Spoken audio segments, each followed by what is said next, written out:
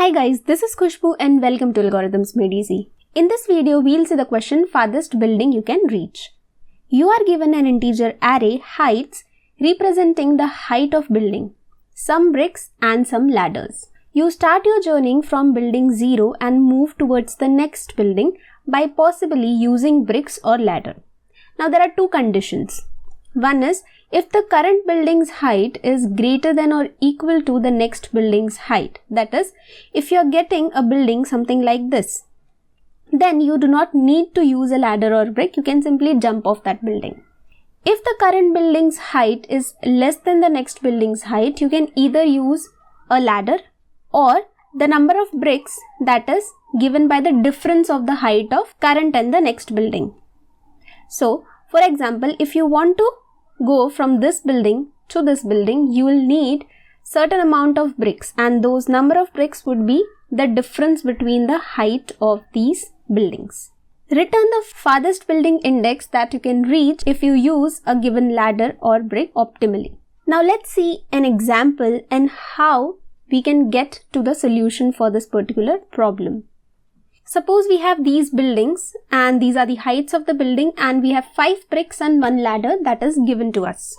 In order to optimize the use of bricks and ladders, we know one thing with us. That is, a ladder would be adjustable height. That is, you can reach any height using one single ladder, and when you are using bricks, the brick have the height of 1 unit. So you'll have to use larger number of bricks to climb a building that is much larger than the current building. So in order to optimize it, we can use the ladder for larger heights and we can use bricks for the shorter ones. So that's a basic thing that we can get out of this question.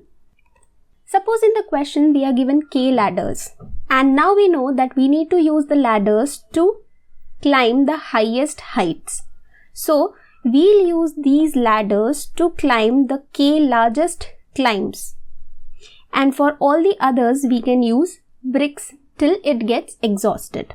So we'll be using this while iterating over the buildings from left to right, and we'll go on finding the k largest climbs that we have. If my current climb falls into that particular situation, I'll be using a ladder, or else I'll be using that many number of bricks till a point wherein I am not able to climb the next building, or I have insufficient number of bricks and I have used all the ladders. So let's see an example. Suppose we are given these heights, I have 5 bricks and 1 ladder. Initially, I'll start from this 0th index, and since the next height is a height lower than this, I can simply jump on that building, and now the next building is taller than the current building I am upon. So what do I use? And suppose I use bricks.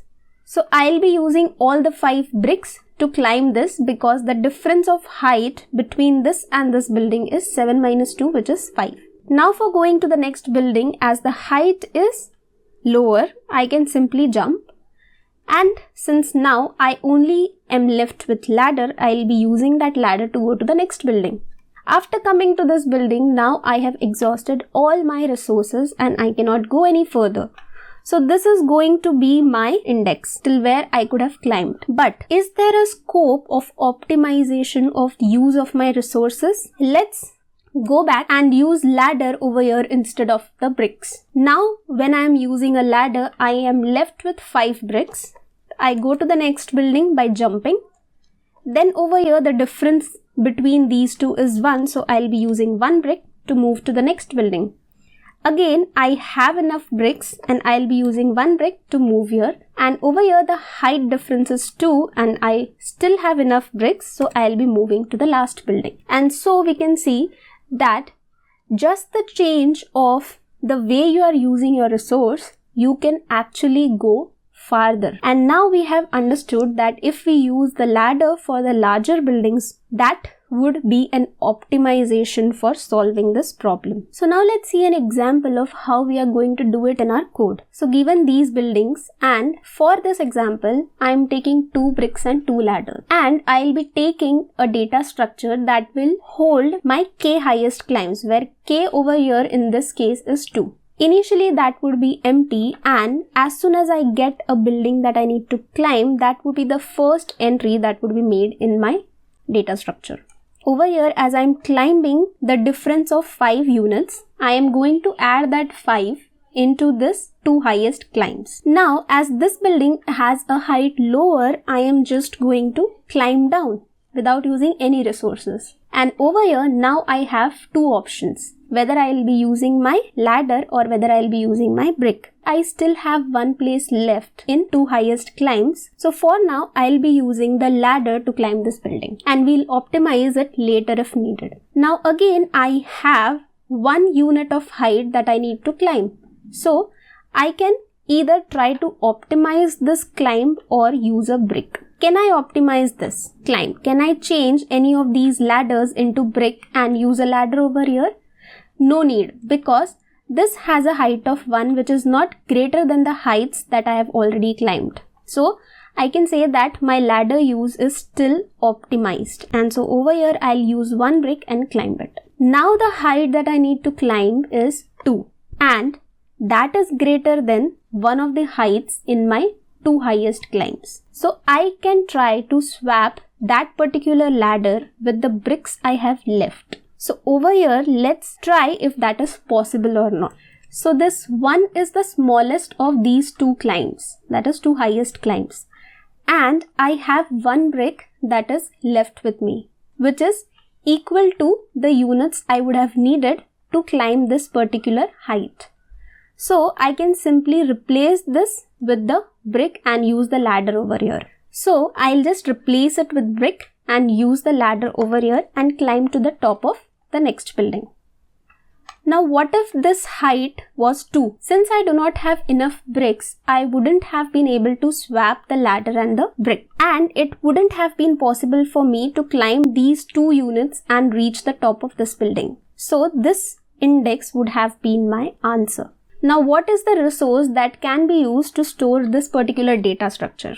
The most optimal solution for this kind of a data structure is a priority queue or heap. So over here we'll be using a min heap because we need to pop out the lowest value when we need to perform the swaps. So that's it for the theory part. Now let's go and code it out.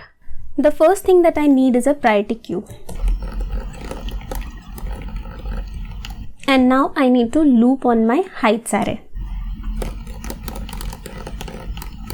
I'm starting with I equal to 1 because I'll be comparing with the previous building and see whether I'm using bricks or ladder to climb to the current building and whether or not I can climb to the current ith building by using the bricks and ladder that I have. The number of bricks that would be required would be equal to the difference between the heights, and if the difference becomes greater than 0, that means I need to use these resources. So over here I would be checking whether I'm using ladder or a brick. So if my size of priority queue is less than the ladders, then I'll be using the ladder. I'll just offer this difference into the priority queue. If that is not the case, I need to see whether I can optimize my previous ladder use or not. So for that, I'll be checking if my priority queue or the place at which I have used the ladder is of a height smaller than the climb that I need to do for this particular building.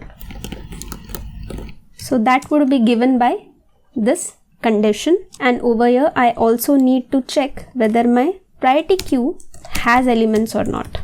So if this is the case, I'll do pq.remove and that I'll be taking into a variable, and over here I am initializing it with diff because if there is no way for optimization, I'll still be using difference number of bricks. With this, I also push the current difference into my priority queue. Now, after I am done with this, I'll check whether I have these many number of bricks with me or not to come to the ith building. So if bricks minus br is greater than or equal to 0, that means that I can climb up this building. So I'll do bricks minus br, that becomes my newly available bricks with us for next building. And if that wasn't possible, I'll simply return I minus 1. That is, I could reach only up till the previous building but not to this current building. Finally, if this loop gets executed successfully and I come out of this loop, that means I have reached my last building, and so I return heights.length minus 1.